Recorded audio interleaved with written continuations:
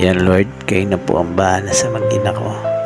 Kayo na po yung magbigay sa kanila ng kalakasan para maging maayos sa panganganak at paglabas ng aking baby, Lord. Yan Lord, naglilibor na siya. Bigyan niyo po sila ng kalakasan, Lord.